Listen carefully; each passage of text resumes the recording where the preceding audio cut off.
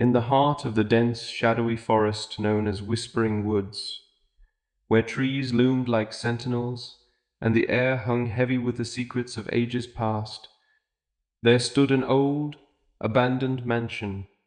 The locals whispered tales of its cursed history, warning travelers to steer clear of its decaying walls and overgrown gardens.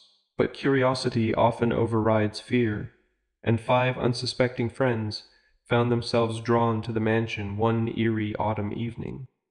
The group consisted of Jake, the adventurous leader, Sarah, his level-headed girlfriend, Max, the skeptic, Emily, the thrill-seeker, and Alex, the quiet one with a penchant for the supernatural.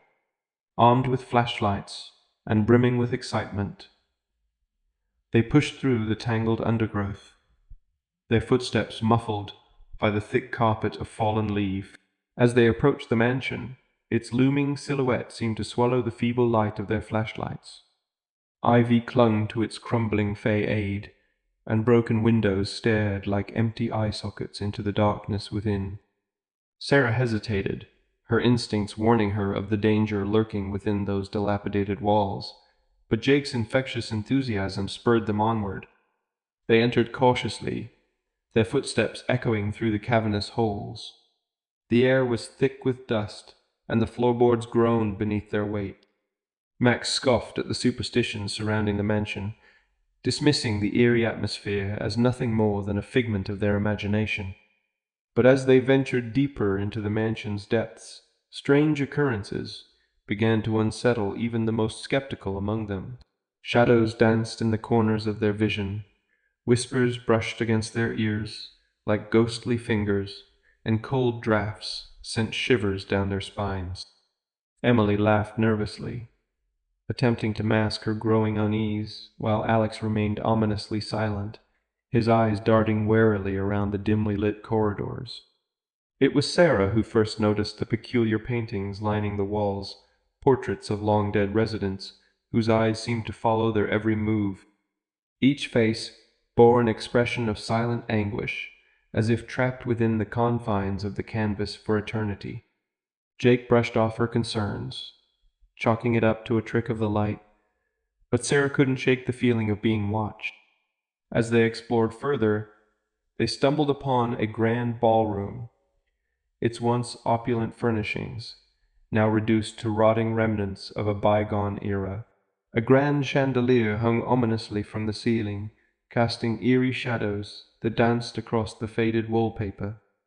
It was here that they made a chilling discovery: a dusty old diary nestled among the debris, its pages yellowed with age. Curiosity piqued, they gathered around as Sarah gingerly flipped through the fragile pages. The diary belonged to a woman named Elizabeth Hawthorne, who had once been the mistress of the mansion. Her entries spoke of a forbidden love affair with a servant, a tragic betrayal, and a curse that had befallen her family for generations. As Sarah read aloud, the temperature in the room seemed to drop, and the air grew thick with tension. Jake scoffed at the notion of a curse, but Max grew increasingly agitated, his skepticism waning in the face of mounting evidence. Emily, ever the thrill-seeker, suggested they conduct a seance to communicate with the spirits that haunted the mansion. Despite Sarah's protests, the group gathered in a circle, their hands clasped tightly together as they called out into the darkness. At first, there was nothing but silence, but then a faint whisper echoed through the room, sending chills down their spines. The whisper grew louder, more insistent, until it seemed to surround them on all sides.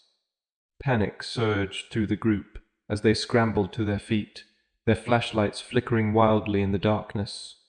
But no matter which way they turned, they found themselves trapped in a labyrinth of endless corridors, their path blocked by walls that seemed to shift and morph before their eyes. Desperation clawed at their chests as they realized they were no longer alone in the mansion. Shadowy figures lurked in the darkness, their eyes gleaming with malevolent intent. Sarah screamed as one of the figures lunged forward, its grotesque form twisting and contorting in the dim light. Jake tried to fend off the creature, but his blows passed through it as if it were made of smoke. In a blind panic, the group fled deeper into the mansion, their screams echoing through the empty halls.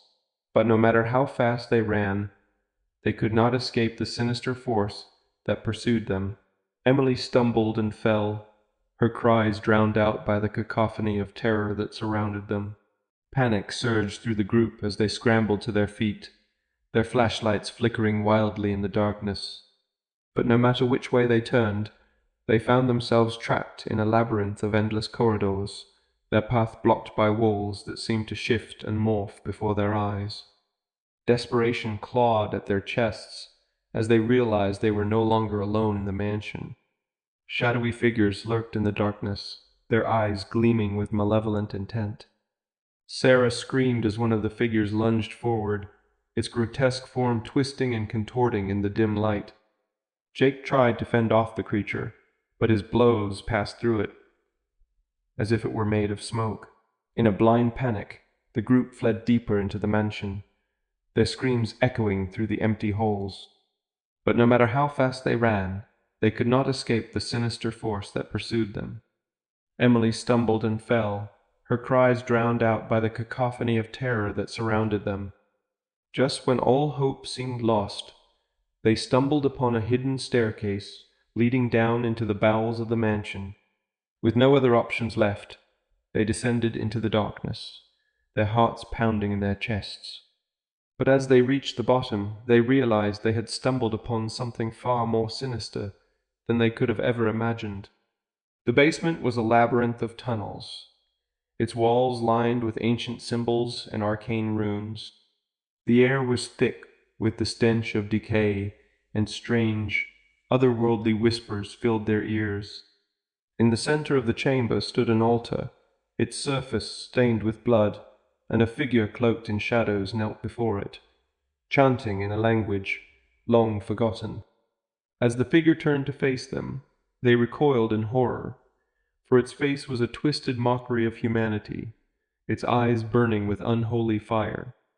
With a blood-curdling scream, they turned and fled, their footsteps echoing through the tunnels, as they raced to escape the nightmare that had consumed them.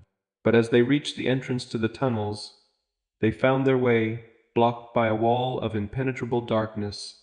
With nowhere left to run, they huddled together, their breath coming in ragged gasps, as the shadows closed in around them. And as the darkness consumed them, they knew that they would never escape the curse of Whispering Woods.